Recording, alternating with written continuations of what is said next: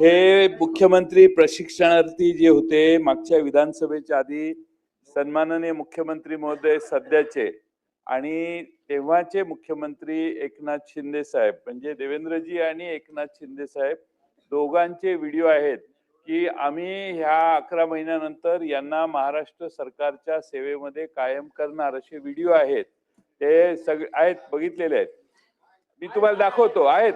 आणि त्यामुळे अध्यक्ष महोदय अशा पद्धतीनं त्यांना बसून बोलू नका आपण पॉइंटेड प्रश्न घ्या. मुख्यमंत्री प्रशिक्षणार्थींचा विश्वासघात करून आता त्यांना तोंडावरून हात फिरवण्याचा कार्यक्रम जो चालू आहे तो अध्यक्ष महोदय थांबून त्यांना कायम सेवेत सरकार कधी घेणार. चला मंत्री महोदय उत्तर द्या.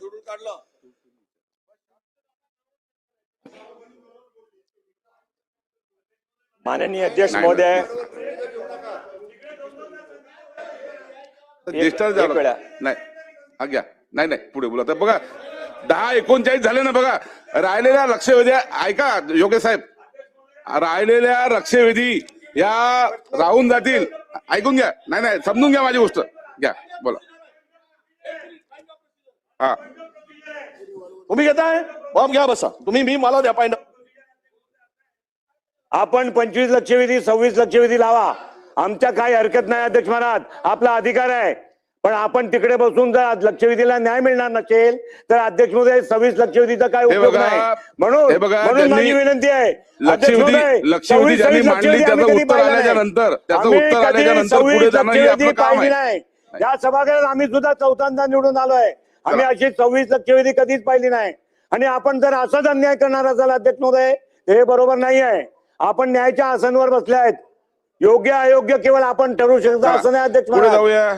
लक्षवेधी क्रमांक 18 लक्षवेधी क्रमांक 18 असे अध्यक्ष महोदय लक्षवेधी क्रमांक 18 झालं दिलं आता. हा बोला. अध्यक्ष महोदय विषय दिलं उत्तर आलं. अध्यक्ष महोदय माझ्या प्रश्नाला उत्तर देऊ दे, मग वडेट्टीवार साहेब विचारतील तो पुढचा प्रश्न. आणि तुम्हाला अध्यक्ष महोदय घाई करता येणार नाही. साटम यांनी अतिशय महत्वाचा प्रश्न काढलाय.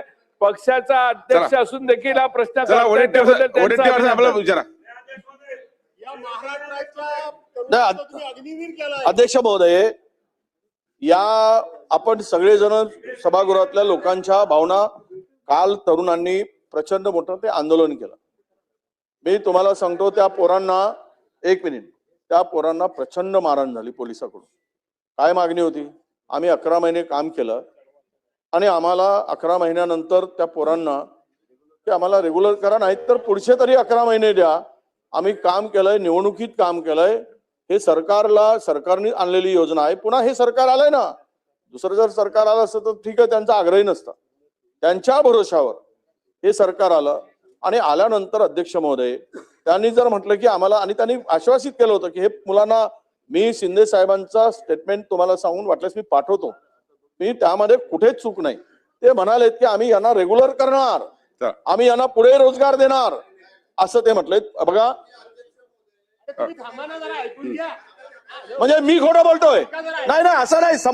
असं नाही राजे, हे असं नाही. तत्कालीन मुख्यमंत्री आणि आताचे उपमुख्यमंत्री एकनाथजी शिंदे साहेबांचं नाव त्यांनी घेतलंय. तुम्ही रेकॉर्ड काढून बघा. असं कुठेही ते रेकॉर्डवर बोललेले नाहीत. ती योजना लागू केली, या विद्यार्थ्यांचा सहानुभूतीने विचार करू. यांच्या बाबतीत आम्हाला सहानुभूती आहे. यांना 11 महिन्यासाठी आम्ही प्रशिक्षणार्थी म्हणून नेमणूक देऊ हेच बोललेले आहेत. भविष्यात परमनंट करू अशा पद्धतीचं चुकीचं वक्तव्य तुम्ही सांगू नका. चला आता आपण पुढे जाऊया. लक्षवेधी क्रमांक 18 नाही लक्षवेधी क्रमांक 18 नाही मंत्री महोदय नाही.